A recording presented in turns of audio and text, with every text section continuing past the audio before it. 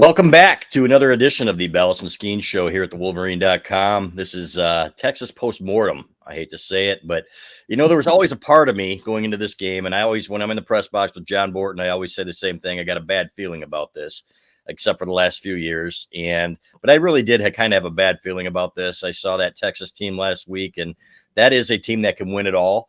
This Michigan team is still finding its way, to say the least. You got a quarterback who's starting in his second game who hasn't played much football, and that offensive line is going to have to grow up in a hurry. We're going to talk about all of that with Doug Skene, Michigan's five-time Big Ten champion, former All-Big Ten standout, former New England Patriot. But Skene, man, everybody's pointing to the quarterback, and Davis Warren had some tough moments. The second pick was not on him. It was on Colston Loveland, who ran the wrong route. At the same time, it was the blocking was terrible, I thought. And I will say this, Davis Warren, I thought, made some throws on the run when he escaped the pocket, where Evan Link at right tackle got destroyed. But what did you see up front, basically, overall, that causes concern here?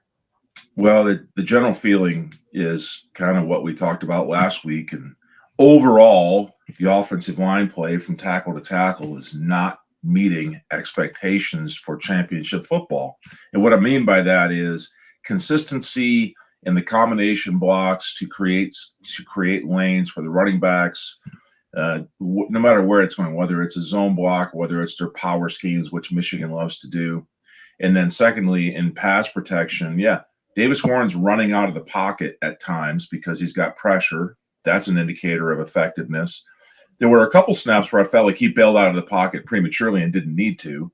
But quarterbacks tend to do that when they get smacked and leveled as they throw the football or just after they throw the football. And he had several of those where the ball was delivered, leaves his hand, and then he's absolutely getting drilled. And so that makes quarterbacks jumpy.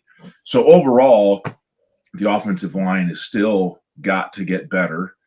Grant Newsom's got to get that group running, and I think it's fair to say that the right tackle is probably the softest part of the five starters up there right now. But I don't mean that to say that the other four are outstanding.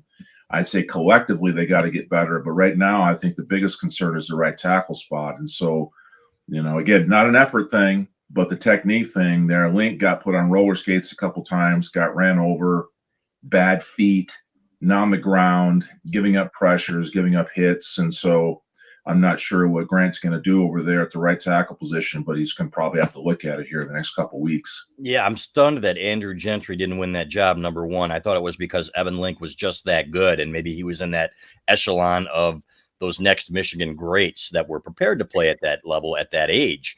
If you look at Jake Long, if you look at guys like John Runyon, if you look at Steve Hutchinson, I'm not putting him in that category. You're talking about an NFL Hall of Famer. John Jansen. Guys that played young, though, are generally guys that were so good that you couldn't keep them off the field. I don't get the sense that that's the case here.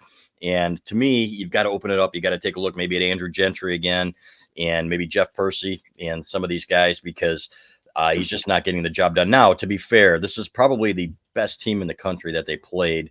Based on what I've seen in 2 weeks, they are right up there with some of the elite programs. It kind of reminded me of the Michigan-Georgia game, right, a few years ago, where you can be good, but you're getting dominated in every facet, including that defensive line against Texas's offensive line. I thought Texas's offensive line was fantastic. Really good. So a couple things right off the bat, and talking with friends and family after the game yesterday.